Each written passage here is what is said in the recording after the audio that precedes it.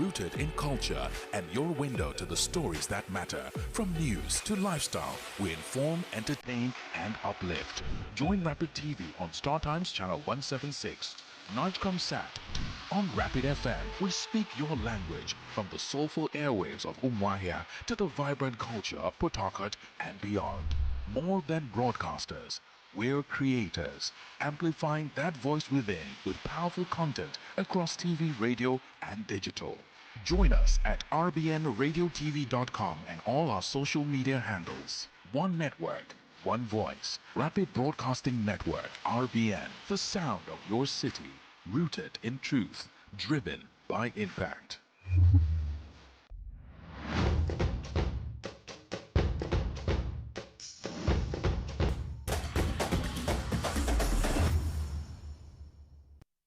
A beautiful evening and thanks for joining us on Rapid Sport on Rapid TV. I am Ijoma Victor. Well, before our guests will come in this evening, let's just give a rundown of some of the activities presently going down, especially the UEFA Champions League. We'll begin with the games played on Tuesday, where it was a massive result, especially for some teams trying to make sure that they grab a maximum point. At the stadium, the Rams Stadium in Turkey, Galatasaray fell under the knives of Royal Union SG by a single goal. Now we have three red cards were recorded yesterday. One of them was to Galatasaray. Well, in the other game again involving red card, we saw how Chelsea demolished Barcelona by 3 unreplied goals. Well, does this speak volume of what's happening at the Barcelona team? Talking about at Nou Camp. Now, Barcelona team seems to be struggling. Well, I wonder how they can go down this season. Well, it's just a test for them because we still have about more matches to be played across Europe, including the Champions League and the La Liga. Also looking at the Copa del Rey. Meanwhile, in another game again involving red card is a game between Dortmund and Villarreal. Yes, Villarreal going home with a red card, and despite losing the game 4-0 at the Sea of Yellow. Yes, that was in favor of Dortmund. But meanwhile, the other games, we also saw how Ajax lost to Benfica 2-0 at home. Then Bodo Glimt also losing to Juventus in a 5-goal thriller. Yes, that goal ended 3-2 against the old ladies to Juventus. Yes, massive one for the Italian team on the road. Also, another surprise was the game between Manchester City and Bayern Leverkusen. Now, game ended 2-0 in favor of the German side. Also, we saw how Napoli defeated Karabakh by 2-0 at the Diego Armando Maradona Stadium in Italy. Now, Slavia Prague and Atletico Bilbao settled for a goalless draw. Meanwhile, Marseille came from behind to beat Newcastle United 2-0 in France. Now, looking at the table, the top 8 in the table will have an automatic qualification to the next round of the UEFA Champions League. Then from number 9 to number 15 or 16 will go for the playoffs. 16? No, it should be about 24 will go for a playoffs. Then from 24 down to number 36 will automatically be disqualified. So that's why teams are pushing up to make sure that they get something in that particular hour. But meanwhile, let's look at the games that we go down later today as the UEFA Champions League Wednesday continues this evening. Now, FC Copenhagen will be in action against Kauta Almaty from Kazakhstan. Now, FC Copenhagen will play that game in Denmark, and home advantage will go a long way. Now, Pafos will take on Monaco. That's also an interesting game that we go down later this evening. Now, the big game to watch, the table toppers in England against the table toppers in Germany. Talking about Arsenal and Bayern Munich. Now, the winning streak of Arsenal came to an end before the international break, where Arsenal played a 2-0 draw against Sunderland. But they continued the impressive run, beating Tottenham Hotspur 4-1 at talking about the North London derby. Now, Arsenal will also continue that impressive run. Now, for Bayern Munich, they've really done fantastically well at home. Vincent Company, the coach, trying to get closer to Europe, and also looking at Harry Kane, who has been a hunt for the UEFA Champions League. Maybe this season is a season for Harry Kane, the Hurricane. But they'll have to do battles with two teams that are on top of the table, just a superior goal difference in favor of Bayern Munich. Also at the Wada Metropolitano is a game between Atletico Madrid and Inter Milan.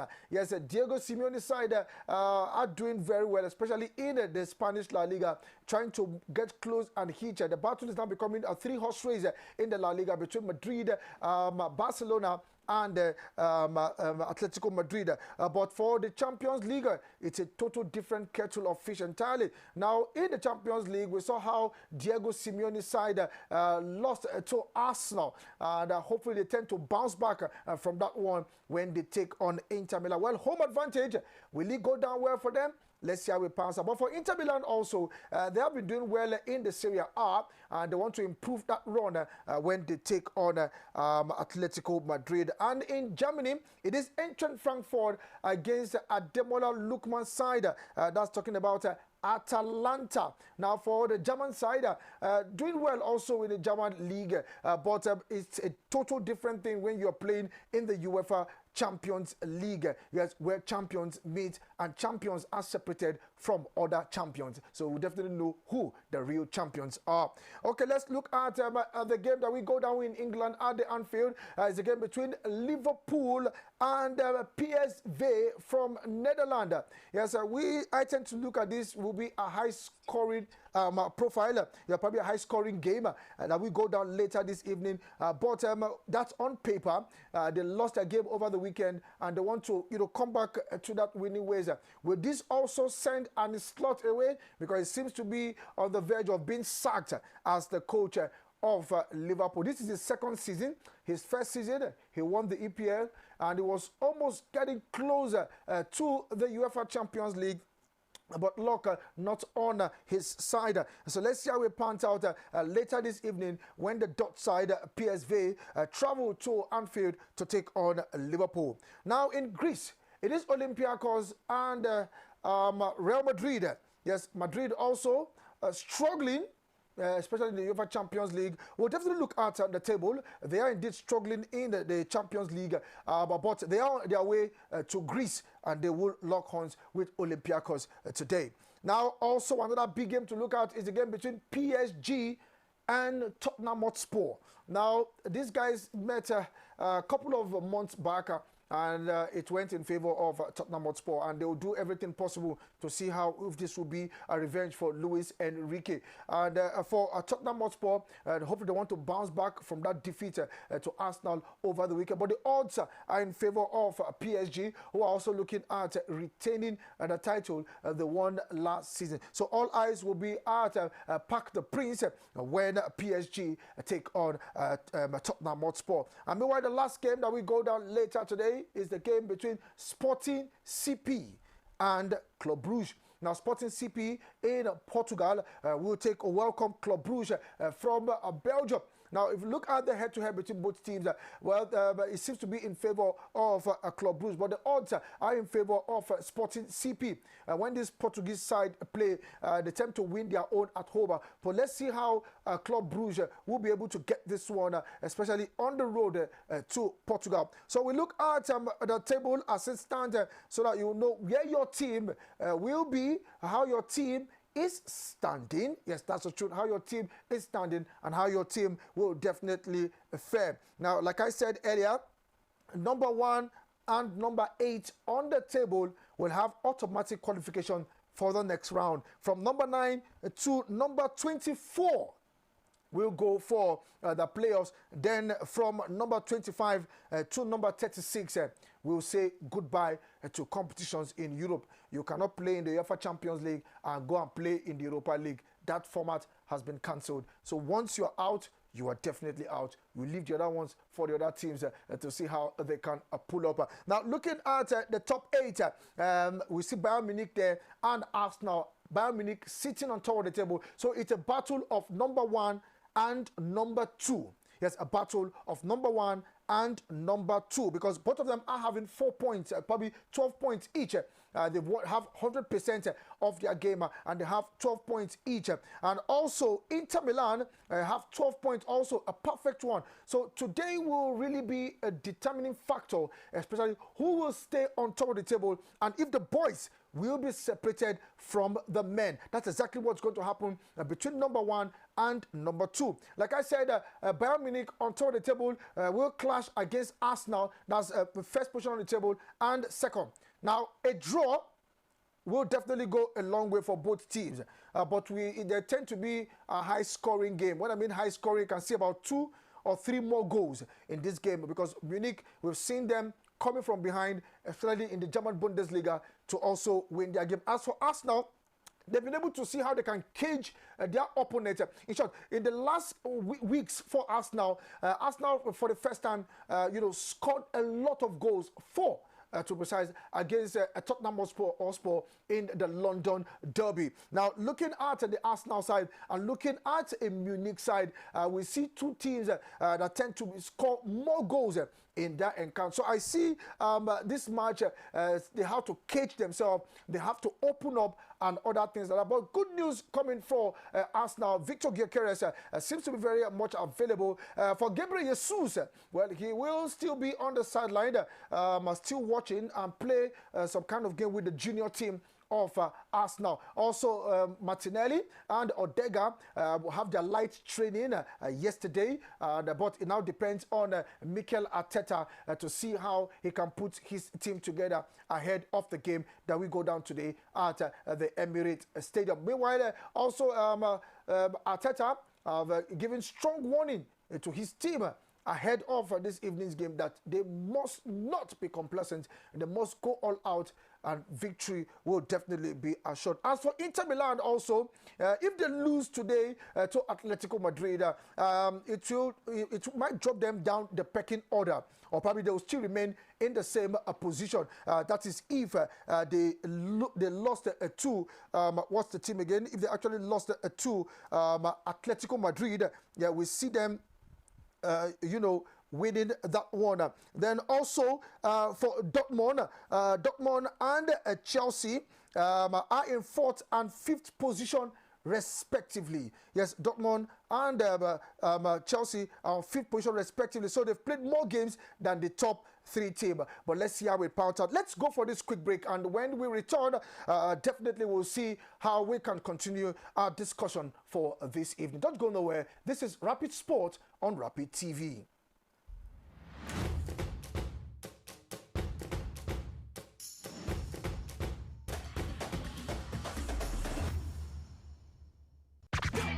Are you missing out on interviews, music, entertainment, thought-provoking discussions, and more? Don't sweat it, man. We've got you covered. No matter where you are, be part of the action 24/7, online and live. Cesar Radio. On Facebook, it's Rapid FM Umahia. On Instagram, it's official Rapid FM. And on X, it is Rapid FM 965. Tune in to Rapid 96.5 FM or listen to us live on our website at www.rapidfm965.com or radiogarden.com. Better yet, get our mobile app from the Google Play Store. Catch the pulse of the Southeast on Rapid 96.5 FM, the sound of your city. Hey, Oyanam, all Cesar Radio.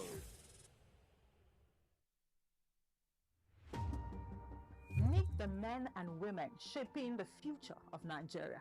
Get to know your representatives at the National Assembly. From lawmaking to constituency projects, we'll take you behind the scenes and inside the chambers at the Nigerian National Assembly. Learn about the bills they are championing, the challenges they are facing, and the impacts they are making in their constituencies. We'll also bring you closer to the people they are serving and the stories that shape their work. Join us on NAS Watch every Friday on Rapid Television at 7 p.m. So get informed, get engaged, and get to know the leaders shaping Nigeria's future. My name is Akio Sakiodo. Hey guys, this is Anto Lecky. My name is Theo Bliss. My name is Akava, go by the name Baba D. And you're tuned into Rapid TV. And I love Rapid TV. Shut us. Rapid TV. Thank you, Rapid TV. Please keep watching Rapid TV. This is Rapid TV. Rapid TV. Keep watching. Keep it down. Leave it like that.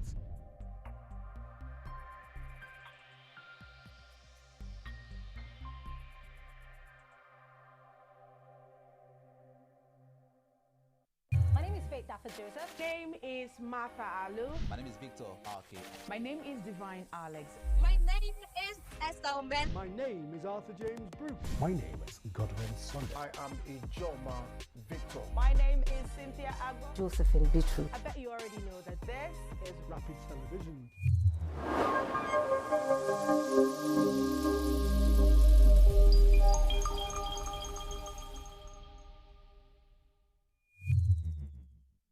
This is Rapid Broadcasting Network, RBN. We connect people, power stories, and amplify voices. On Rapid TV, we're rooted in culture and your window to the stories that matter. From news to lifestyle, we inform, entertain, and uplift. Join Rapid TV on StarTimes Channel 176, Nigecom Sat. On Rapid FM, we speak your language from the soulful airwaves of Umuahia to the vibrant culture of Port Harcourt and beyond. More than broadcasters, we're creators, amplifying that voice within with powerful content across TV, radio, and digital. Join us at rbnradiotv.com and all our social media handles. One network, one voice. Rapid Broadcasting Network, RBN. The sound of your city, rooted in truth, driven by impact. Nigeria's economy, the global market. What does it all mean for you? From stock market insights to global financial news you need to know. From Wall Street to the main street and of course, the marketplace. Get the answers you need every week on Businessless with me, Faith Dafa Joseph, as I bring into focus the stories, strategies, and shifts shaping our economy. No angle is missed as I talk about the business, the people, patterns, and possibilities behind them. Welcome to the Business Lens. Rapid TV, rooted in truth, driven by impact. Greatness is not faceless. Greatness has a face. It has many faces. It has over 200 million faces. It has your face. It has my face. Greatness is beyond what we do. It's how we do it. It is the people we do it for. It is never settling, continuously tinkering with an idea till answers to age-old questions emerge. It is our wittiness. It is our speed. It's our energy. It's our heavy punches. It is making melodies from anything. It is in the endless poetry of Nigerian life. Joyful, frustrating, sad, exciting. It's the mix of colors, imitating the breathtaking tapestry of life. It's our defiance of fear and our almost defiant, nearly arrogant presence in the galleries of the distinguished. It is these everyday people creating timeless, priceless art, carving spectacle, crafting history. It is resilience woven into the fabric that we are made of and we wear. Etu, Ashoke, Akwete, Kura. Greatness, the Nigerian spirit. That thing about us that all recognize and still cannot find the right words to describe. Great is Nigerian. Greatness is when Toby Amusho does the 100 meters hurdles in 12.12 seconds and a stunned world held its breath. Greatness is the chicken scratch guitar chords that bewitched the world. A new beat, Afrobeat, from Fela and now to Burna Boy, to Wizkid and Davido. It is the earthy Afro pop of Asha. It's the compelling, beguiling Nigerian R&B of Tiwa and Tenny, and the alternative sounds of Thames, Johnny Drill and Chike. Greatness is how our phenomenal artists are selling out arenas both home and abroad with tens of thousands of people. showing up to experience the pulsations of this mysteriously sweet music. Greatness is Kunle Afolayan, Jadesola Oshiberu, Kemi Adetiba, Nazo Nuzo, hitting mind-boggling box office numbers, securing global film deals, and rallying communities. Not so long ago, content was just television, and now digital content is the new oil, with our skit makers, content creators, thought leaders growing our digital economy. Greatness is Professors Kayode Oyewumi and Musa Yakubu, being listed among Elsevier BV's most productive scientists in the world. Greatness is Ethan Nwaneri at 15, becoming the world's youngest player in the English Premier League. Greatness is Abasi Eneobong, pioneering the inclusion of the African genome in research through 54 genes. And Aisha Tofa, building and nurturing a tech ecosystem through Startup Kano. Greatness is Amina Mohammed, championing the voice of global peace as we take a prominent place at the table. Greatness is Miracle Izuchukwu, becoming the youngest female commercial pilot in North America. Greatness is Faith Odunsi, calculating her way to become the global mathematics champion. To express 0.00. 2.4 times 10 is by minus 5. Correct. Greatness is the pantheon of Nigerian authors. Their stories, our stories, bringing the world into the magic, the pain, the triumphs of the Nigerian experience. Greatness is the unicorns, 6 companies created by Nigerians under 30 years old, now worth over $1 billion each. The stories, the people, Nigeria. Each of these stories of greatness across the globe has you in it, and it has me in it. And we can almost take them for granted. They are so Nigerian. Chimamanda talked about the danger of a single story, where negative stories are used to flatten an individual's experience and overlook the many other stories that formed them. We are our stories. We are not one story, and we must tell these stories to ourselves and to the world. Nigeria is not faceless. It's not an obscure concept or a dream hiding behind the waving of a green, white, green flag. Nigeria has a face. It has many faces. It has over 200 million faces. It has your face. It has my face. What is a dream without a dreamer? You are a hero in this great story. Your name hasn't been mentioned yet, but it will be. You haven't caught the headlines yet, but you will. Oh boy, you never blow yet, oh, but you go soon blow. You know it. I know it. I know you won't stop trying. You won't stop trying. I know you won't ever give up. You know you won't ever give up. How do I know? I'm in Nigeria, and you are too. And we don't stop until we win.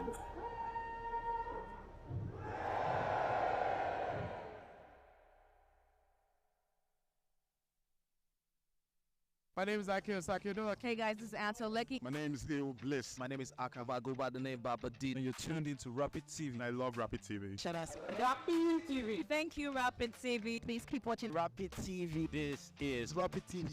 Rapid TV. Keep watching. Keep it down. Leave it like that.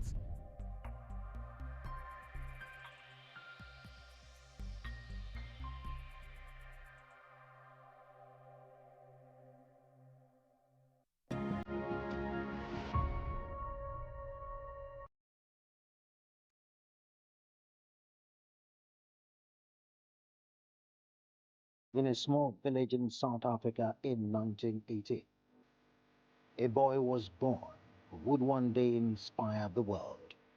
His name was Nelson Rolihlahla Mandela. Raised in the village of Mbizo, Mandela came of age during a time of deep racial division.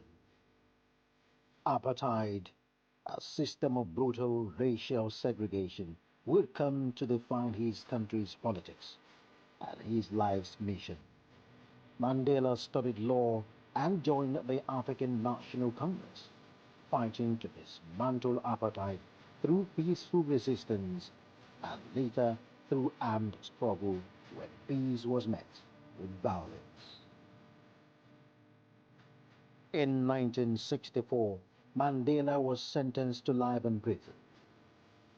He would spend 27 years behind bars, most of them on Robben Island, becoming a global symbol of resistance and hope. The world rallied, from London to Lagos. The cry was the same: free Nelson Mandela. His imprisonment only amplified his voice. In 1990, Mandela walked free, unbroken in spirit. He called not for vengeance, but for reconciliation. In 1994, South Africa held its first democratic election. Millions voted. Nelson Mandela became the nation's first black president, ushering in a new era of unity and healing. Mandela's message was simple but powerful. It always seems impossible until it's done. His legacy? A testament to courage, forgiveness, and the unyielding power of hope. Today, Nelson Mandela's name lives on, not just in history books, but in the hearts of all who dream of a fairer world. His journey changed a nation and inspired generations.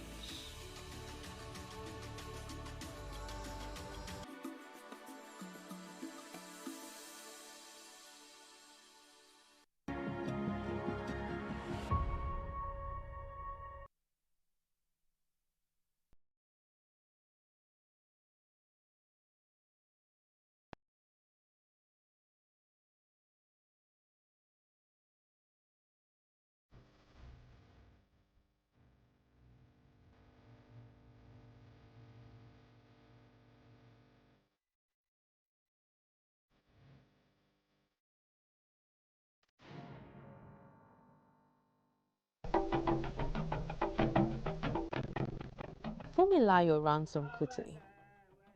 Before feminism had a name in Nigeria, there was Fumilayo Ransom Kuti, educator, activist, and fearless lioness. Are you missing out on interviews, music, entertainment, thought-provoking discussions, and more? Don't sweat it, man. We've got you covered. No matter where you are, be part of the action 24/7, online and live. Caesar Radio. On Facebook, it's Rapid FM Umahia. On Instagram, it's official Rapid FM. And on X, it is Rapid FM 965. Tune in to Rapid 96.5 FM or listen to us live on our website at www.rapidfm.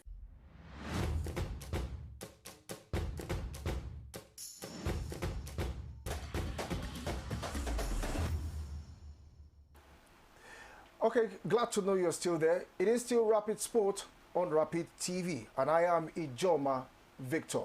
Now we go into the conversation fully this evening as we begin to look at the heartbeat of a nation, Nigerian football. A sport that unites over 200 million people, fuel passions across every state, and continues to shape our identity on the African continent. From the bustling streets of Lagos to the football-loving communities of Kano, Enugu, Port Harcourt, Jos, and Uyo, football isn't just a game, it is culture, competition, and hope that is all combined. Take a look at the Super Eagles and the Super Falcons on the international stage. The Super Eagles remain a powerhouse, but also a team navigating a period of transition with rising stars pushing for space-established names fighting for consistency and fans demanding a return to dominance. The journey to reclaim Africa's glory definitely will continue. As for the Super Falcons, ever resilient, remain one of the continent's most successful teams, a symbol of excellence, determination, and global respect. Well, if I continue to go on, we'll also look at the MPFL at home, where the Nigerian Premier Football League is experiencing a new wave of competitiveness. Traditional giants like Eyimba, Rangers, Rivers United and Kano Pillars continue to battle fiercely, while emerging clubs bring fresh energy and talent. But challenges remain: infrastructure's gap, scheduling issues, refereeing, standards, and the constant push for professionalism. Yet, despite these hurdles, a talent on our pitches is undeniable, and the passion in our stands, yes, definitely unmatched. Now let's come to grassroots football. Across academics and grassroots centers, a new generation of Nigerian players are definitely rising. From the dusty pitches of Agege to the elite academies in Abuja and Port Harcourt, the pipeline of raw talent remains one of the richest in Africa. Young players are dreaming bigger, training harder, and aiming to follow the footsteps of Nigeria's great players around the globe. Now the big question is, can we celebrate the growth of Nigerian football? Challenges in terms of administrations, funding, players' welfare, development structures, and corruption continue to shape the future of this game. So where are we exactly when it comes to Nigerian football? Now this evening, I am joined live here with the former Minister of Youth and Sport Development in the person of Barrister Solomon Dalong. It's good to have you this evening, sir. Thank you very much, Ejoma Victor. Thanks so much. And good evening, Nigerians. Well, I will begin this evening show. I remember when you assumed office in 2015. Nigeria had already qualified for the World Cup in Brazil. I think we are back home. And the last time we qualified for the World Cup was back in 2018, Russia. And then you were the Minister of Sports Development.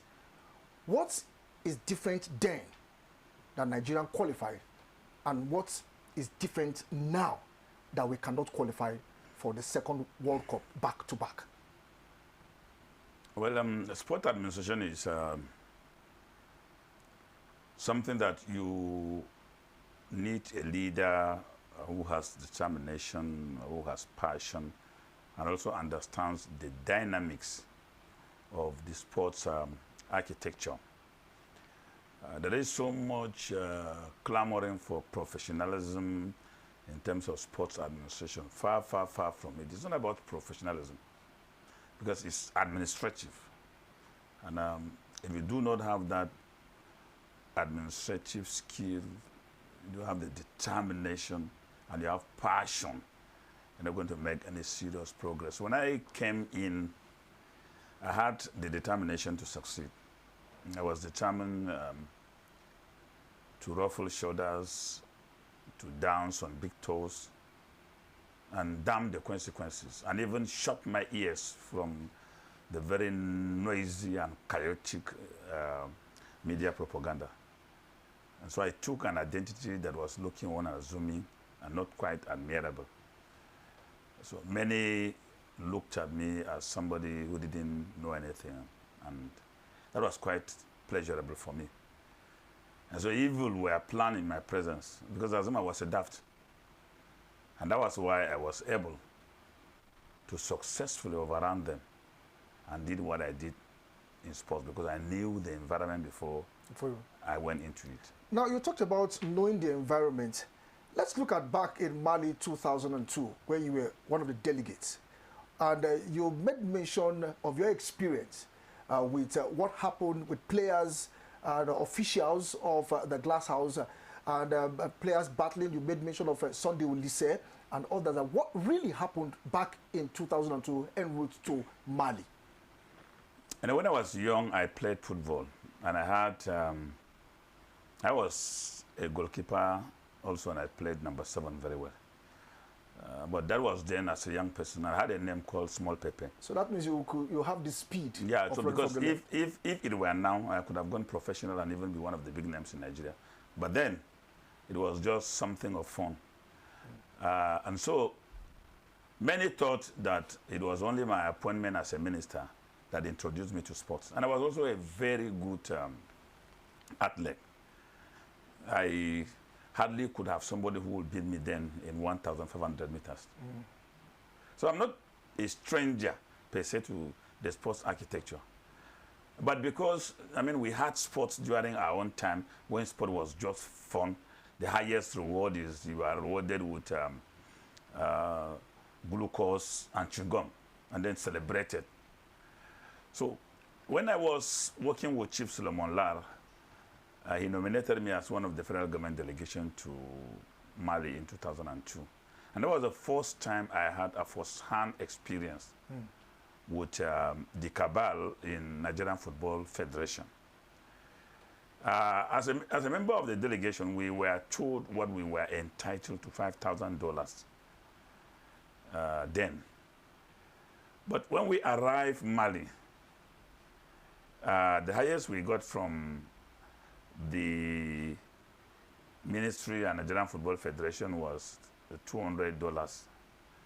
We were stranded, and it took the intervention of the embassy and some members of the National Assembly for us to be able to survive the period we were in Mali.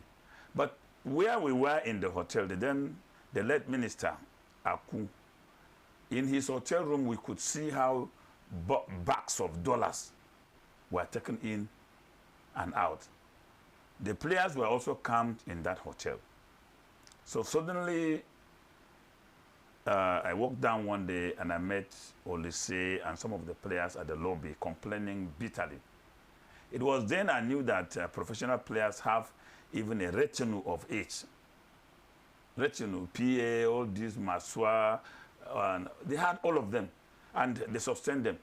So I heard Olise complaining and saying, I mean, we were supposed to be paid, was it, he mentioned a specific amount, and he said it has been slashed down to 3,000. You were supposed to be paid 5,000 or so, and you were slashed to 3,000. And you were made to accept officially the 5,000. So he was complaining that this cannot sustain them. And that was the beginning of the crisis. Then because we were close to some of them, inspired by their performance, on the day we were going to play the finals with Cameroon, the players were mobilized. He tried to convince NFF leadership then, moving from one hotel room so that they can improve their welfare, and that failed. So as a result, when we went, we were defeated by Cameroon. And Olise came back and paid for it when I was a minister, because NFF brought him in just to take their pound of flesh.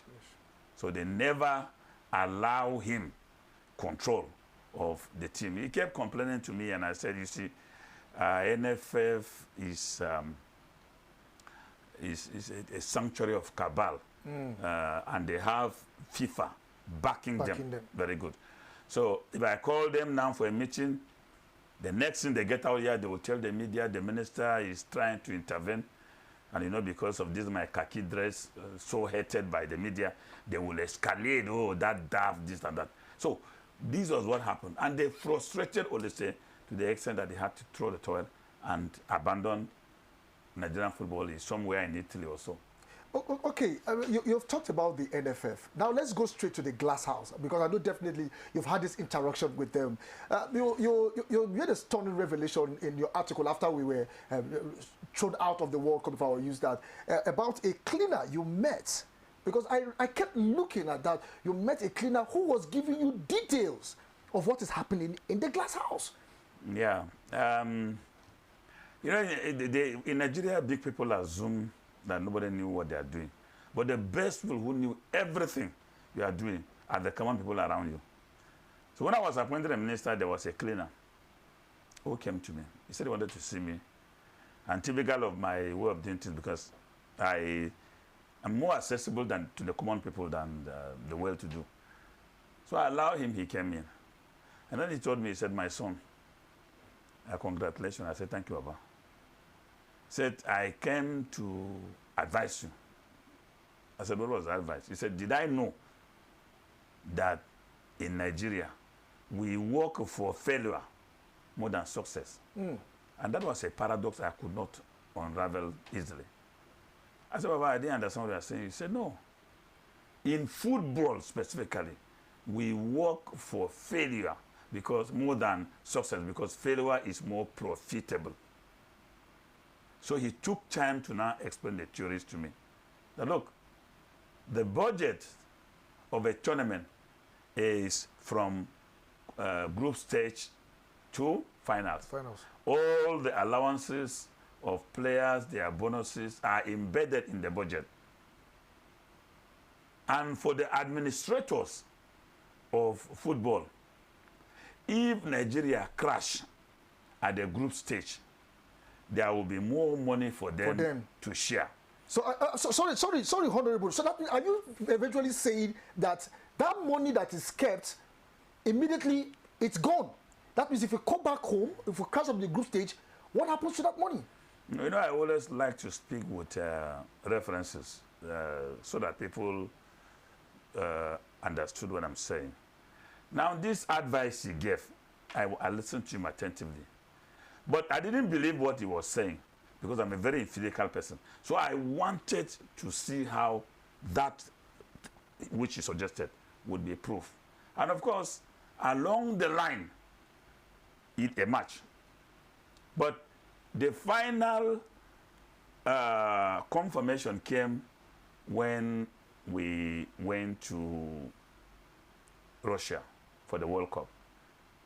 Of course, before I came in, there was always a presidential task force. Yes. With a minimum budget of 10 billion that will qualify Nigeria. So I told myself that if I cannot qualify Nigeria as a Minister of Youth and Sport, then I have no business sitting down here. And I made sure that I monitored everything, direct payment of welfare of the players and the team, and I was at every outing. There was none that was not there, so nobody could go and manipulate anything. So when it was time, we qualified with a match to spare, which was historical. With a match to spare. Fair. Yes.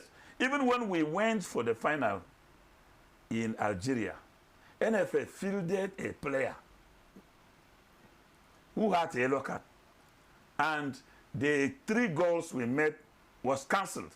So if we had not qualified, we would have lost or crashed out. But because we qualified with a match to spare. But you know, in Nigeria, such type of achievements are not recognized at all. So when we now had started planning the budget of World Cup, it was about 3.5 billion. So I told them, NFF, I knew you receive monies on occasion like this from different sources, because that's what we call in football multiple budgeting. So you prepare a budget, you send to corporate Nigeria, they will fund it. The second budget is funded by either FIFA or CAF. The third budget is funded by the federal government. And if I allow you, you will raise this 3.5 billion in from those sources. On these 3 sources. So I'm not going to accept it. You must contribute 1.5 billion. And the rest 1.5 billion. And I brought 2 billion from government. But I brought 2.5 from government. They now started mounting pressure that I should release the entire money, and I said, no way. In fact, I directed that right from the Ministry of Finance, this money should be paid into the account of the minister so that I can have control, as against paying it into NFF account. So I released 1.7 billion to NFF, which was to take them from the group stages to quarterfinals, with the allowances, bonuses of all the players. And we crashed at group stage. So when we returned to Nigeria, I demanded for retirement. I still have the letter. And NFF, in their reply, the same budget they sent to me, that was what they sent back to me officially as the retirement of the money. Well, I know as a fact that I was also in Russia and I saw what happened. And when I was mounting pressure, they activated their blackmail and propaganda machine of the media. Oh, he's trying to interfere. Oh, it's because he's a platoon man. He wants this. He wants to do this because of Giwa. So all forms of blackmail. But I held my ground, and they did not retire it. So you can see what the old man told me came to pass. Yes. Now, let me prove a point of how they worked. Before we could go for the World Cup, we went for Wafu. The player, the team won all their matches. All the matches they played, they won. But the finals, this took place in Ghana. I went there, I was there live, and the team lost the match 3-0. The team was playing as if it wasn't the Nigerian team again. That day I went to Ghana, I didn't wear khaki. I was dressed in suit like CAF and FIFA officials. So I was seated right in their midst there. When we lost the match, they were sharing the money. They sold the match in my presence. Telling, oh, come, go to hotel number this in Ghana and collect your money. So they thought I was one of them because I was wearing suit also. And then suddenly they realized that I was the one and not one of them. So they started apologizing to me and telling me, you see, Ghana is not going to World Cup. They did not qualify for this. So we thought they should take this one and go home with it. So if you are talking about corruption in Nigerian football, I can write a book about it. Are you saying that this corruption now is a systematic corruption? Because if one is NFF executive goes out, another one comes in, as if there is a continuation of what the other previous executive did in the last administration. No, they operate like drug barons. It's a syndicate, like a drug cartel. They have established tradition. They are well entrenched down to the roots of Nigerian football. Well entrenched. And they will keep replicating their trusted ones as president. You know, I was able to deal with that in sports when I insisted on democratization of the National Sports Federation. And before I became minister, it was 13 people that will elect the board.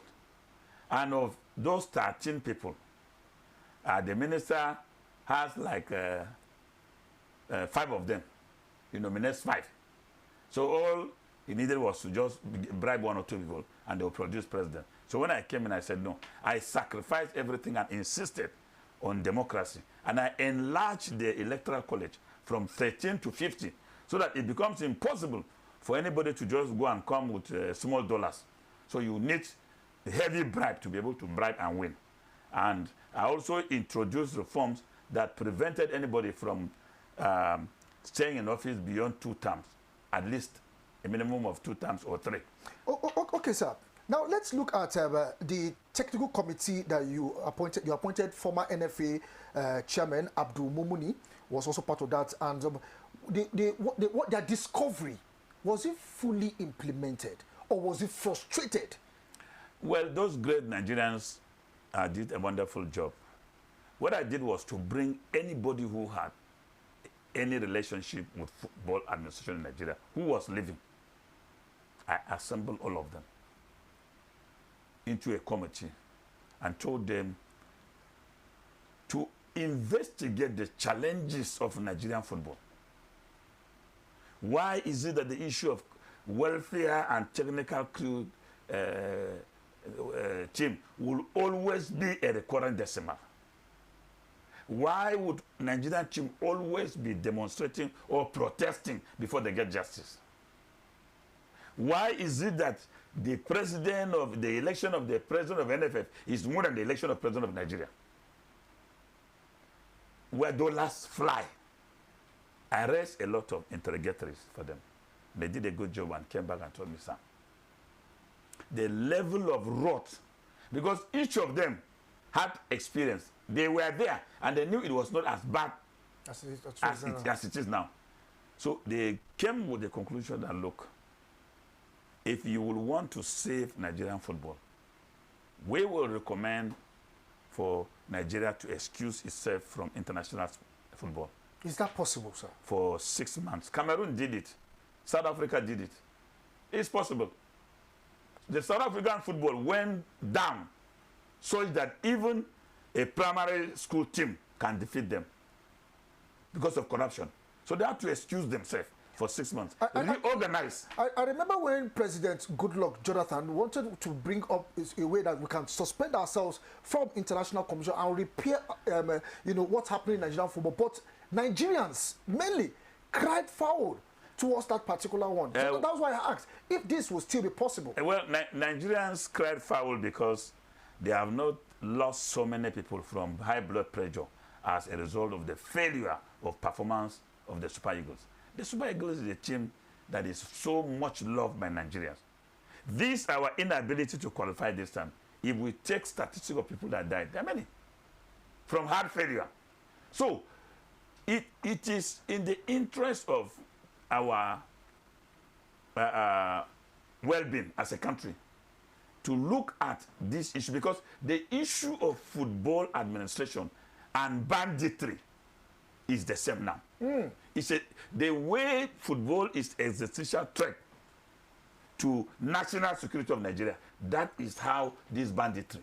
So Nigerians will have to, do we continue to die every cycle of a World Cup competition with a very corrupt system that thinks more of itself and not of the country?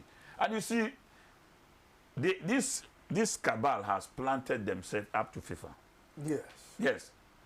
Every available space, whether in national, whether in the states, their route is down to even local government. Yes.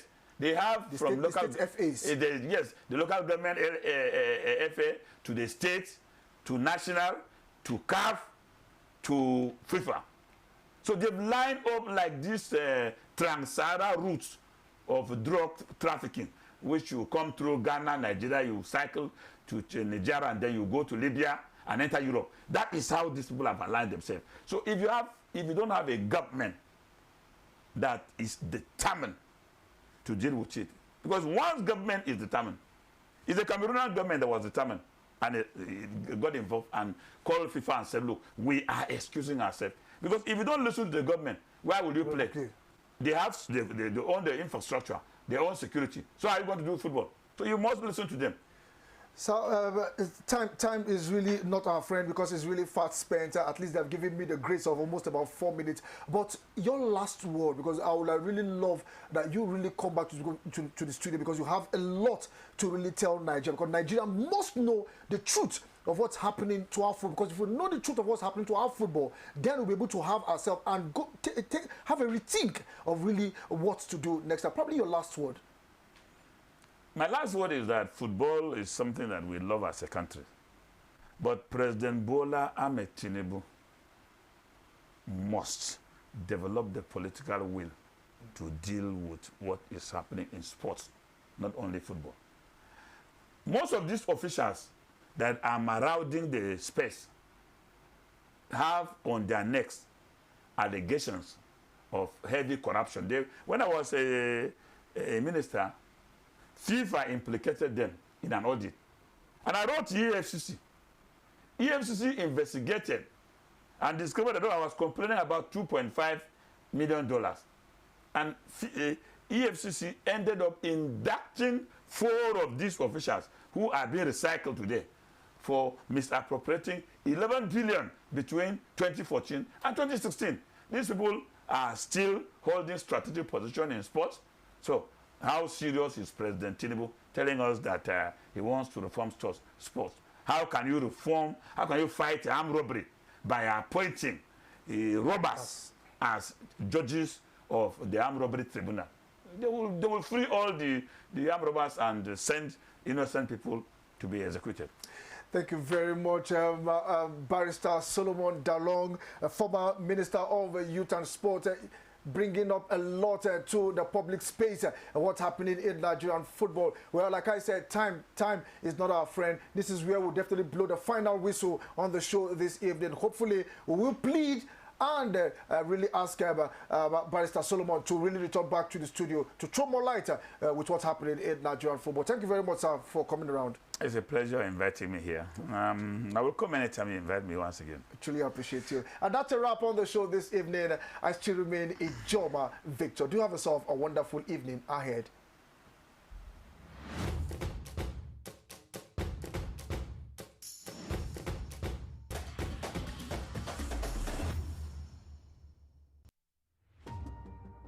Meet the men and women shaping the future of Nigeria. Get to know your representatives at the National Assembly.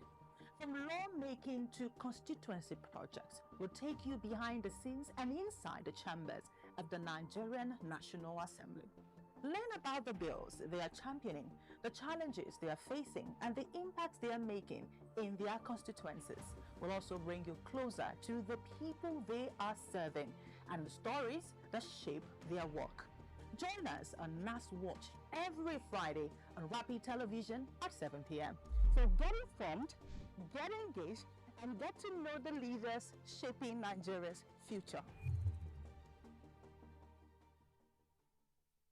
My name is Akil Sakido. Hey guys, this is Anto Lecky. My name is Leo Bliss. My name is Akava. I go by the name Baba D. And you're tuned into Rapid TV. And I love Rapid TV. Shut us. Rapid TV. Thank you, Rapid TV. Please keep watching Rapid TV. This is Rapid TV.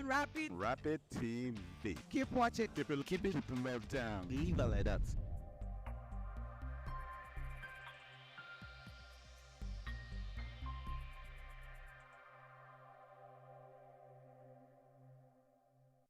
My name is Faith Dafa Joseph. Name is Martha Alu. My name is Victor Arke. My name is Divine Alex. My name is Esther Men. My name is Arthur James Brooks. My name is Godwin Sunday. I am Ijoma Victor. My name is Cynthia Agbo. Josephine Bitru. I bet you already know that this is Rapid Television.